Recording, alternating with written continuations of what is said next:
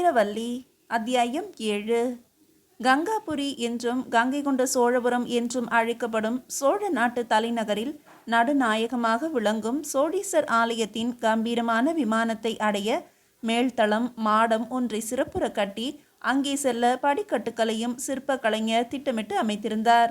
அந்த தளத்திலிருந்து பார்த்தால் வானளாவ உயர்ந்த விமானத்தை ரசிக்கலாம்.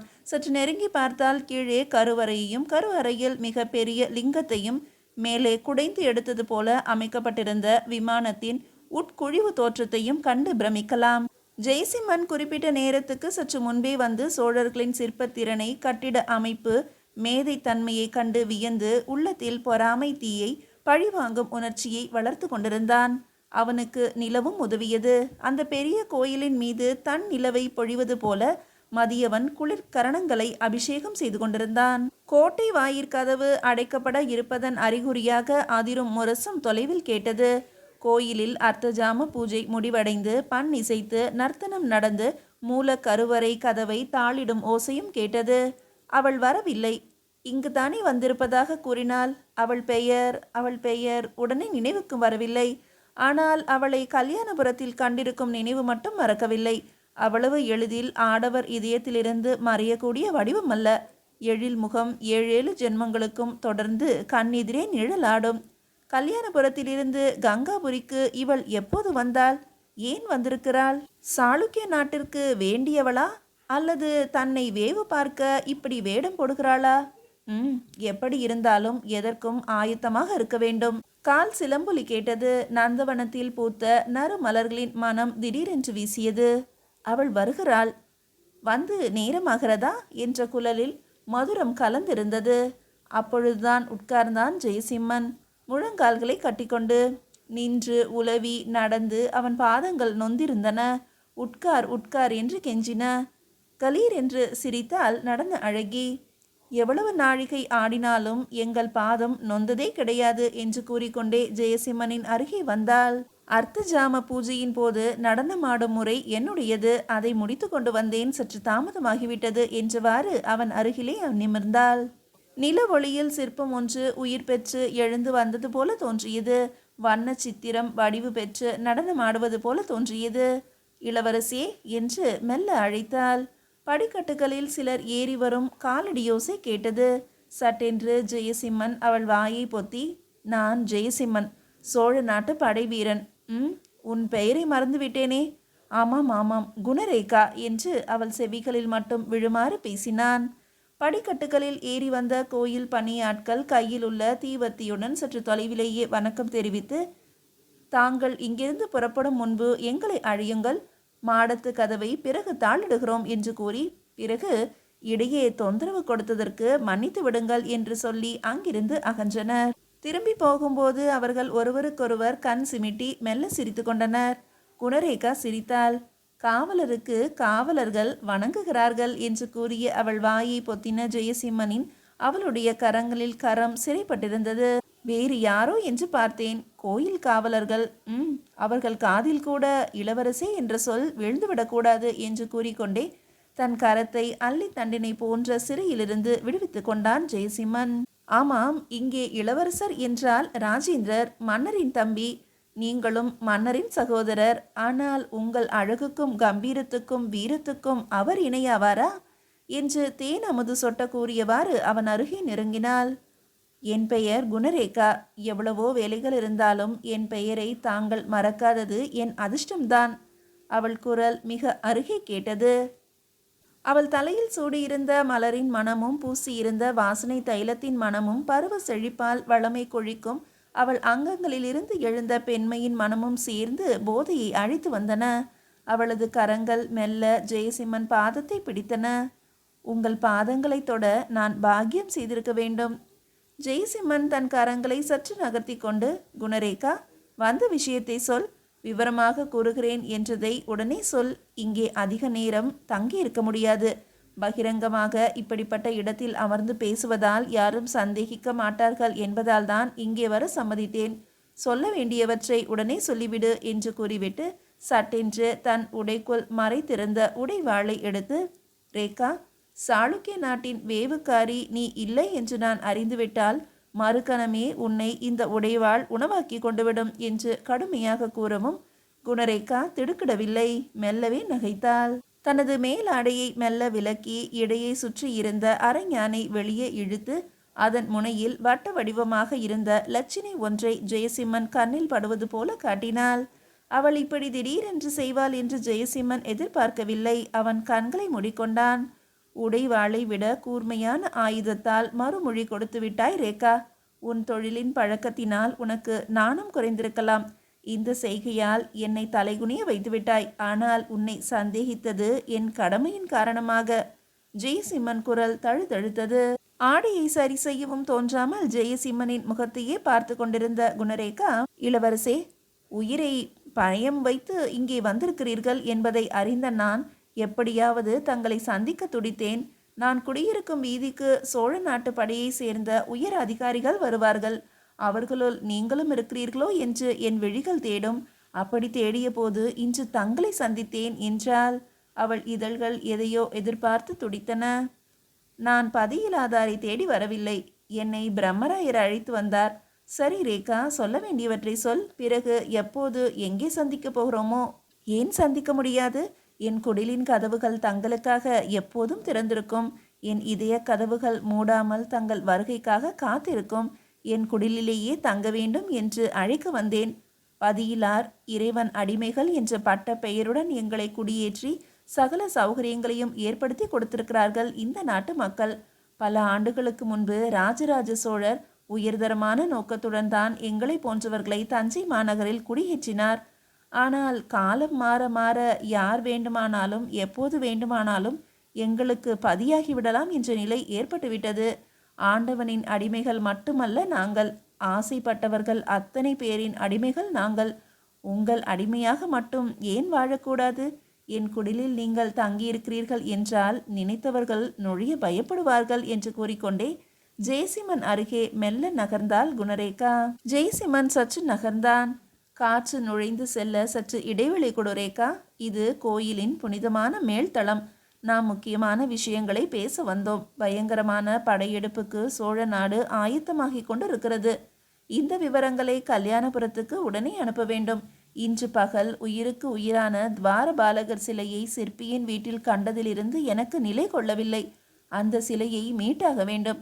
இப்படிப்பட்ட முக்கிய விஷயங்கள் இருக்கும்போது என்னோடு சல்லாபமாக இருக்கவா நீ இங்கே வந்தாய்? குரலில் சற்று கடுமை ஒலித்தது. அவள் மௌனமாக இருந்தாள். பிறகு சற்று நகர்ந்து கொண்டாள். எதிர்பார்த்தது நடக்காததால் அவள் தோள்கள் குலுங்கின. இதயம் விம்மி தணிந்தது. நில ஒளியில் அவை ஜெயசிம்மன் கண்களை உறுத்தின. இளவரசே, எனக்கு எல்லாம் தெரியும். இங்கு நடைபெறும் செய்திகள் கல்யாணபுரத்துக்கு செல்லுகின்றன. வாரம் ஒரு முறை. தங்களை பற்றியும் பல முறைகள் செய்தி அனுப்பிவிட்டேன். குணரேகா முத்துப்பல் தெரிய சிரித்தாள். என்ன செய்தி? வாரம் ஒரு முறை அனுப்புகிறாயா? என்ன செய்தி? எப்படி அனுப்புகிறாய்? அது பரம ரகசியம். ராமேஸ்வரம் செல்லும் யாத்திரை குழுவினர் நாள்தோறும் இங்கே சோழீஸ்வரரை தரிசிக்க வருகிறார்கள். அவர்களிடம் சொல்லி அனுப்புவேன், எழுதி அனுப்புவேன். அங்கிருந்து செய்தி வருகிறதா? எனக்கு ஏதும் இதுவரையில் கிடைக்கவில்லை.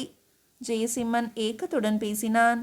சாளுக்கிய நாட்டு ஒற்றர் படை திறமையுடன் பணியாற்றுகிறது என்பதை அறிய அவனுக்கு மகிழ்ச்சியாகவே இருந்தது. குணரேகா அவனை அப்படியே விழியின் வழியே விழுங்கி விடுவது போல பார்த்தாள். கல்யாணபுரத்திலிருந்து செய்திகள் வந்து கொண்டே இருக்கின்றன. ஆனால் குறிப்பிடும்படியான செய்தி ஏதும் இல்லை என்றாள். அப்படி என்றால் என்னை இங்கே வர சொன்னதன் நோக்கம் என்ன? ஜெயசிம்மன் நேரத்தை கடத்த விரும்பாமல் கேட்டான். இளம் மங்கை வாலிபன் ஒருவனை இரவு நேரத்தில் பால் நிலவு பொழியும் வேளையில் எதற்காக வர சொல்லுவாள்? குணரேகாவின் முகத்தில் தோன்றிய தாபம் நில ஒளியில் சுடர்விட்டது. ஜெயசிம்மன் மேலும் நகர்ந்து கொண்டதுடன் எழுந்தும் நின்றான்.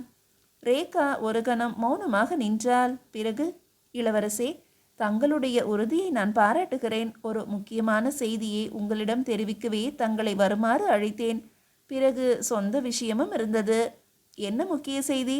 துவாரபாலகர் சிலையை தாராசுரத்துக்கு எடுத்து செல்ல போகிறார்கள். நானும் தாராசுரம் செல்கிறேன். ஜெயசிம்மன் பரபரப்புடன், ரேகா, அந்த சிலையை அங்கே செல்லாமல் தடுக்க முடியாதா என்றான். குணரேகா குறும்பு பார்வையுடன், அது எப்படி முடியும்? பிரம்மராயர் சொல்லிவிட்டார். சிற்பி உடனே அந்த கட்டளையை நிறைவேற்ற வேண்டியதுதான். அந்த சிலை தாராசுரம் செல்லாமல் சிறிது நாட்களாவது தடுத்து நிறுத்த முடியாதா? அவள் சற்று யோசிப்பது போல பாவனை செய்தாள். ரேகா, உனக்கு சிற்பியிடம் செல்வாக்கு இருக்குமல்லவா? ஏதாவது ஒரு யோசனை செய்யேன். அந்த சிலையை மீண்டும் கல்யாணபுரத்துக்கு கொண்டு செல்ல வேண்டும். அது என் முதல் லட்சியம். சோழ வம்சத்தை பூண்டோடு நசுக்க வேண்டும். அது மற்றொரு லட்சியம். தாராசுரம் சென்றுவிட்டால் அந்த சிலையை மீண்டும் வடக்கே கொண்டு செல்ல முடியாது. பின்னமடையாமல் கொண்டு செல்ல முடியாது. சிலையின் அடியில் பெயர் செதுக்க போகிறார்களாம்.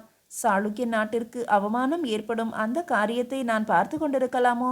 அதை தடுக்கும் திறமை உனக்கு இருந்தும் நீ சும்மா இருக்கலாமா? குணரேகா சிரித்தாள். அந்த சிரிப்பில் விரக தாபம் கொப்பளித்தது. என்ன சிரிக்கிறாய் குணரேகா? நேரமாகிறது. ஆமாம், நேரமாகிறது. நிலவும் இரவும் வீணே கழிந்து கொண்டிருக்கின்றன. இனியும் இந்த இடத்தில் இருந்தால் சந்தேகப்படுவார்கள். அதற்காகத்தான் என் குடிலுக்கு உங்களை அழைக்கிறேன். அங்கே சென்று பேசுவோம். யாரும் கேட்க மாட்டார்கள். ரேகா, நீ வேறு எண்ணம் கொண்டு அழைக்கிறாய். முதல் எண்ணம் சிலை செல்வதை தடுப்பது. திட்டம் ஒன்று உருவாகிவிட்டது. அடுத்த எண்ணம். குணரேகா சிரித்தாள். அவள் உடல் ஏனோ துடித்தது. திட்டம் உருவாகிவிட்டதா ரேகா? ஆம், இப்பொழுதே புறப்படுவோம். விடியும் வரை திட்டம் தீட்டுவோம். வெற்றி நமக்கே. வீழ்ந்தான் சோழன். குணரேகா முத்துப்பல் வரிசை பளிச்சிட சிரித்தாள். அவள் கரங்கள் அவனை அழைத்து செல்வதற்காக நீண்டன. ஜெயசிம்மன் அவளை பின் தொடர்ந்தான். அவன் எண்ணம் முழுவதும் சிலையை மீட்பதிலேயே இருந்தது. குணரேகாவின் எண்ணத்தில் சிலையை மீட்பதுடன் கூட ஜெயசிம்மனுடன் இரவை மகிழ்ச்சியுடன் கழிப்பதும் இருந்தது. மீதியை அடுத்த அத்தியாயத்தில் காணலாம். அத்தியாயம் 8. குணரேகாவின் குடிலுக்குள் அந்த நேரத்தில் தாம் செல்ல போகிறோம் என்பதை கனவில் கூட நினைக்கவில்லை ஜெயசிம்மன். அவளை தொடர்ந்து நடந்து வரும்போது யாரோ முன்பின் தெரியாதவர் போல உடன் சென்றான். வீதி முனையில் மங்கலாக எரிந்து கொண்டிருந்த தீவத்தி ஒளியை நிலவின் பூரண ஒளியில் கவனிப்பவர் யாரும் இல்லை. குடில் சிறியதாக இருந்தாலும் எளிமையாகவும் எடுப்பாகவும் தூய்மையாகவும் கலை அழகு நிறைந்தும் காணப்பட்டது. சாளுக்கிய நாட்டு இளவரசருக்கு அமர்வதற்கு இந்த சிறு இருக்கையைத்தான் அளிக்க வேண்டியிருக்கிறது என்று குணரேகா கூறினாள், தன் கூர்மையான பார்வையை அவன் மீது வீசிக்கொண்டு. வசதியாக உட்காருவதற்கு இங்கு யாரும் வருவதில்லையே. மஞ்சத்தில் தலையணையும் மெத்தையும் சௌகரியமாக போட்டிருக்கும் போது உட்காருவதற்கு உள்ள அசௌகரியத்தை யார் பொருட்படுத்துவார்கள் என்றான் ஜெயசிம்மன் மெல்ல சிரித்தவாறு. விழிகள் விரிய பரபரப்புடன், அதுதான் நானும் கேட்டுக்கொண்டேன். இன்று இரவு இங்கு தங்கி உறங்கி செல்லலாம் என்று என கூறிய குணரேகா அங்கும் இங்கும் நடந்து பழக்கூடியை எடுப்பதும் பால் செம்பினை எடுப்பதுமாக சுறுசுறுப்பாக இருந்தாள். அவளுடைய ஒவ்வொரு செய்கையிலும் பிரதிபலித்த அங்க அசைவுகள் திட சித்தமுள்ள ஜெயசிம்மனை கூட திணறடித்தன. இரவு உறங்குவதற்கு நான் இங்கு வரவில்லை. என் நிலையில் நீ இருந்தால் உறங்குவாயா? உன்னை தொடர்ந்து வந்தது எதற்கு தெரியுமா? அந்த சிலையை இங்கிருந்து அப்புறப்படுத்துவதை சிறிது நாட்களுக்காவது தடுக்க வேண்டும். அதை பற்றிய உன் திட்டத்தை சொல். நேரமாகிறது. குணரேகா தீபத்தை தூண்டிவிட்டாள். இரவு நேரம் விரைந்து செல்கிறதே என்றுதான் இங்கு வருபவர்கள் ஏங்குகிறார்கள் என்று கலீர் என்று சிரித்தவாறு கூறியவள் மாம்பழத்தை தண்ணீர் விட்டு கழுவினாள். செம்மாங்கனியின் மனம் குபீர் என்று எங்கும் பரவியது. நான் கேட்டதற்கு மறுமொழி கூறவில்லையே, சரி என்று சொல்லவில்லையே என்றான் ஜெயசிம்மன். இரவு நேரத்தில் நிலவு காயும் வேளையில் தனி இடத்தில் அந்தரங்கமான ஒரு பெண்ணை சரி என்று சொல்லுமாறு ஆடவர் கேட்பதும் அதற்கு மறுமொழி கூறாமல் பெண்கள் முக தோற்றத்தால் புலப்படுத்துவதும் சகஜம்தான். குணரேகா சொல்லிவிட்டு கலகலவென்று நகைத்தாள். மிக லாவகமாக அவள் கரம் மாம்பழத்தை துண்டம் துண்டமாக்கியது. சுற்றிலும் மஞ்சள் நிறமும் உட்பக்கம் சிவந்த நிறமுமாக தனி மனம் வீசி தன் ருசியை பறைசாற்றி கொண்டிருந்த மாங்கனி தட்டை ஜெயசிம்மன் அருகே கொண்டு வந்து வைத்து ஒரு துண்டத்தை எடுத்து அவன் வாயருகே கொண்டு வந்து, ஒரு துண்டத்தை சுவைத்து பாருங்கள் என்றாள். படரும் கொடி போல அவள் மேனியின் பாதி பாகம் அவன் மீது சாய்ந்திருந்தது. ரொம்ப ரொம்ப சுவை என்று கூறிக்கொண்டே தன்னை தழுவ முயலும் அவளிடமிருந்து மிகவும் திறமையுடன் விடுவித்து கொண்டு, பெண்களின் குணங்களை பற்றி ஏராளமாக கேள்விப்பட்டிருக்கிறேன். நினைத்ததை எப்படியாவது சாதித்து கொள்ளும் திறமை மிக்கவர்கள் என்று. அதிலும் தொழில் முறையும் உடன் சேர்ந்த குணரேகாவின் திறமைக்கு கேட்க வேண்டுமா என்றான். தீயை ஸ்பரிசித்தவள் போல விலகினாள் அவள். இளவரசி, என்னை தவறாக எடை போட்டு விட்டீர்கள். நான் பிறக்கும் போதே இந்த தொழில் செய்வதற்காக பிறக்கவில்லை. எனது அழகும் நான் பரத சாஸ்திரத்தை பயின்றதும் தேர்ந்து அடைந்த திறமையும் என் லட்சியத்தை நிறைவேற்ற உதவுகின்றன. என் லட்சியம் ஆடவர்களுடன் கொஞ்சி குலவி பசியை தீர்த்து கொள்வது என்றால் என் பிறந்த நாட்டை விட்டு சோழ நாட்டிற்கு வந்தா இந்த தொழில் செய்து பிழைக்க வேண்டும்? இளவரசே, சுருக்கமாக சொல்கிறேன். 5 ஆண்டுகளுக்கு முன்பு கல்யாணபுரத்தில் இருந்தபோது தங்கள் வடிவழகில் தனியாத மோகம் கொண்டேன். தங்களை எப்படியாவது அடைவது என்று திட்டமிட்டேன். ஆனால் விதி வேறு விதமாக விளையாடியது. ஒற்றர் படை தலைவர் என்னை அழைத்தார். சோழ நாட்டிற்கு செல்ல வேண்டிய அவசியத்தை எடுத்துரைத்தார். நாட்டிற்கு ஏற்பட்டிருக்கும் அபாயத்தையும் எடுத்து விளக்கினார். சோழ நாட்டில் நடந்து கொள்ள வேண்டிய விதத்தை சிறு குழந்தைகளுக்கு பாடம் சொல்லிக் கொடுப்பது போல சொல்லிக் கொடுத்தார். பிறகு நான் திருப்பதிக்கு அருகே காளஹஸ்தியை வந்தடைந்தேன். தஞ்சை மாநகருக்கு அங்கிருந்துதான் கோயில் தொண்டு செய்யும் பெண்டிரை தேர்ந்தெடுத்து அனுப்பி வைத்தனர். என் அழகு, இளமை, திறமை இவற்றால் உடனே எனக்கு வேலை கிடைத்தது. பதியிலாதால் எனும் பட்டப்பெயர் வேறு கிடைத்தது. ஆம், விதிபருடன் பார்வையினால் நாடு விட்டு நாடு வந்த எனக்கு பதியிலாதால் என்னும் பட்டப்பெயர் நியாயம்தான். தங்களை நினைத்து ஏங்கிக் கொண்டிருந்த நாட்கள் உண்டு. நாடு விட்டு நாடு வந்து கங்கை கொண்ட சோழீசருக்கு நாள்தோறும் தொண்டாற்றும் புண்ணிய செயலை ஒருபுறமும், என் அழகை உடலை ரசிப்பவருடன் சல்லாபித்து அர்ப்பணிக்கும் பாவச் செயலை ஒருபுறமுமாக நான் செய்து வருகிறேன்.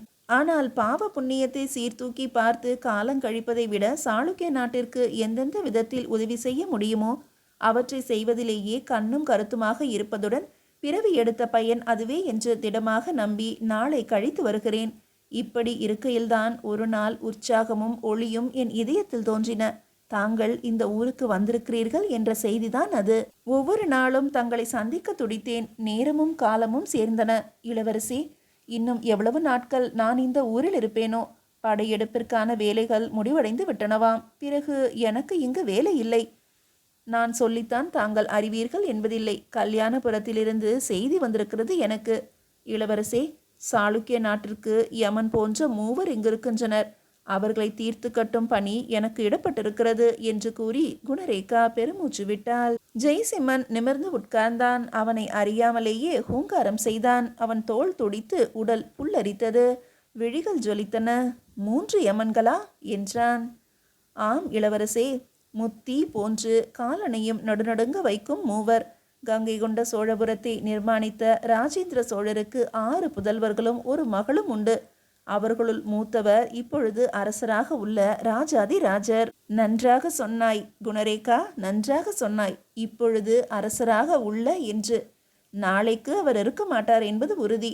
உனக்கு தெரியுமோ தெரியாதோ குணரேகா, கல்யாணபுரத்தை சிதைத்து அமைச்சர்களை அவமானப்படுத்தி துவார பாலகர் சிலையை கவர்ந்து வந்த அந்த கொடியவரா என்று தன் சீற்றத்தை வார்த்தைகளால் வெளிப்படுத்தினான். அவரை விட அவரது தம்பி இளவரசர் ராஜேந்திரர் மிக பொல்லாதவர். ராஜேந்திரர் தந்தை பெயரையே வைத்து கொண்டிருக்கும் தீயவரா? ஆம், அவருக்கு என் மீது ஒரு கண் உண்டு. அவருடைய தம்பி வீர ராஜேந்திரன் இருவரையும் விட மிக கொடியவர். 3 கார்கோடகம். ஆம், முதல் கொடிய நாகத்தை நீங்கள் கவனித்து கொள்ளப் போகிறீர்களாம். 2வது 3வது கருநாகங்களை நான் எப்படியாவது தீர்த்துவிட்டு கல்யாணபுரம் வந்துவிட வேண்டும் என்று ஒற்றர் தலைவர் உத்தரவிட்டுள்ளார். நல்ல திட்டம். ஆனால் சோழ இளவரசர்களை கொன்ற பாவத்தை ஒரு பெண் ஏற்க வேண்டுமா? என் வாழ்முனை மழுங்கிவிடவில்லையே. உங்கள் வீரத்துக்கும் திறமைக்கும் வேறு வேலை இருக்கிறது. சோழ மன்னரை கவனித்துக் கொள்வதற்கே உங்கள் பொழுது சரியாகிவிடும். அதெப்படி சொல்கிறாய்? ஜோதிட நிபுணர் போல? ஒற்றருக்கு காதும் கண்ணும் எங்கும் இருக்கும். பிரம்மராயர் தங்களுக்கு புது பதவியே அளிக்கப் போகிறார். குணரேகா, உண்மையிலேயே நீ ஒற்றர் படைக்கு தலைமை வகிக்க தகுதி வாய்ந்தவள்தான். நான் கேட்டுக்கொண்டேனே, அதற்கு ஏற்ற மறுமொழி கூறாமல் உனது சரித்திரத்தை மட்டும் இதுவரை கூறிவிட்டாய். இளவரசி, சிலையை அடைவது மட்டும் நமது நோக்கமாக இருந்தால் மற்ற வேலைகளை விட்டுவிட வேண்டும். வேறு சிலையை எப்பொழுது வேண்டுமானாலும் செய்து கொள்ளலாம். ஆனால் சிலையை செய்வது என்பது இப்பொழுது பிரச்சனை அல்ல. நமது கலை செல்வத்தை கொள்ளையடித்து வந்து அந்த சிலையின் அடியில் பெயரையும் எழுதி அழியாத அவமானப்படுத்திய சோழர் முகத்தில் கரியை பூச வேண்டும். அதுதான் என் முதல் லட்சியம். அதை நிறைவேற்றுவதாகத்தான் நான் வாக்களித்து விட்டேனே. ஆனால் என் வேண்டுகோள், தாபம் எனும் தடாகத்தில் தத்தளிக்கும் என்னை காப்பாற்றக்கூடாதா? இதோ என் மேனியை தொட்டு பாருங்கள். அல்லித்தண்டு உடல் அனல் போல கொதிப்பதை. இனிய இதயத்தை கேளுங்கள். அது உங்கள் பெயர் கூறி ஒலிப்பதை. உற்றாரை விட்டு உயிரை பணயமாக வைத்து உடலையும் விற்று நாட்டை காப்பாற்ற வாழும் என் வேண்டுகோளை ஒரே ஒரு முறை நிறைவேற்றக்கூடாதா இளவரசே? ஜெயசிம்மன் நெருங்கி வந்து குணரேகாவின் கரங்களை பிடித்து கொண்டான். அவன் உணர்ச்சி வயப்பட்டிருந்தான். ஆனால் அது பெண்மையின் தாபத்திற்கு இறங்கி அவளது ஆசைக்கு இணங்கி வரும் உணர்ச்சி அன்று. அவன் விழிகளில் ஏனோ நீர் தழும்பியது. அவளது கூந்தலை மெல்ல வருடி, குணரேகா, உன்னை போன்ற நாட்டுப்பற்று மிக்கவர்களால் தான் சாளுக்கிய நாடு இன்றளவும் அழியாமல் காப்பாற்றப்பட்டு வருகிறது. பெண்களின் தியாக உணர்வும் இளைஞர்களின் வீரமும் இருந்தால்தான் கடல் போன்ற பலம் மிகுந்த சோழர்களை நாம் வெல்ல முடியும். குணரேகா, உனது கோரிக்கை அப்படி ஒன்றும் நடக்க முடியாதது அன்று. உனது மேனியுடன் உறவாட எவ்வளவோ பேர் தவம் இருப்பார்கள். சில ஆண்டுகளுக்கு முன்பு கல்யாணபுரத்தில் உன் விழியை சந்தித்தது கிடையாது. என் உள்ளத்தை கவர்ந்து விட்டால் இன்னொருத்தி. அவளை பற்றி உனக்கு தெரிந்திருக்க நியாயமில்லை. நான் இந்த கடுமையான விஷ பரீட்சையை ஏன் ஏற்றேன்? சோழ மன்னனை கொன்றுவிடும் வாய்ப்பை ஏற்படுத்தி கொள்ளவே இந்த நகரத்துக்கு வந்தேன். அவனை போன்று மற்றும் 2 கருநாகங்கள் இருப்பதை இப்போதுதான் அறிந்தேன். நாகத்துடன் விளையாடி கொண்டே அதை நசுக்க வேண்டும். அந்த மகத்தான பணியை ஏற்றிருக்கும் நீ சர்வ ஜாக்கிரதையாக இருக்க வேண்டும். அதற்கு பரிசாக என்னை கேட்கிறாய். உனது நெடுநாளைய ஏக்கத்தை தீர்க்க சொல்கிறாய். குணரேகா, என்னை மன்னித்துவிடு. நான் 2 சபதங்கள் செய்து வந்துள்ளேன். சோழ மன்னனை அழிப்பது ஒன்று. மற்றொரு சபதம் நிறைவேறும் வரையில் எந்த பெண்ணிடமும் வசப்பட்டு என்னை நான் இழப்பதில்லை என்று. குணரேகா குபீர் என்று சிரித்தாள். இளவரசே, நல்ல சபதம்தான்.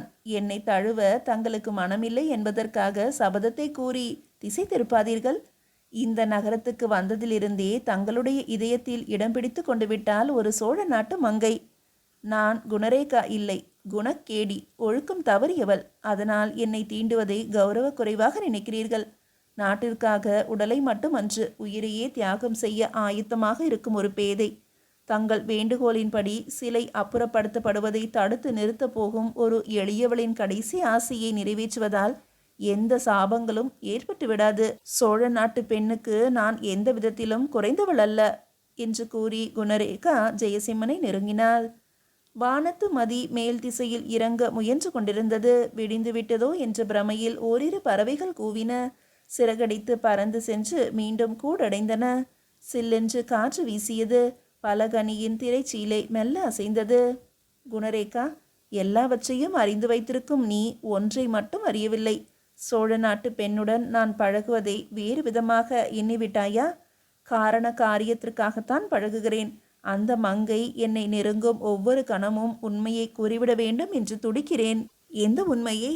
சாளுக்கிய நாட்டு இளவரசர் என்ற உண்மையையா? குணரேகா குறும்பாக சிரித்தாள்.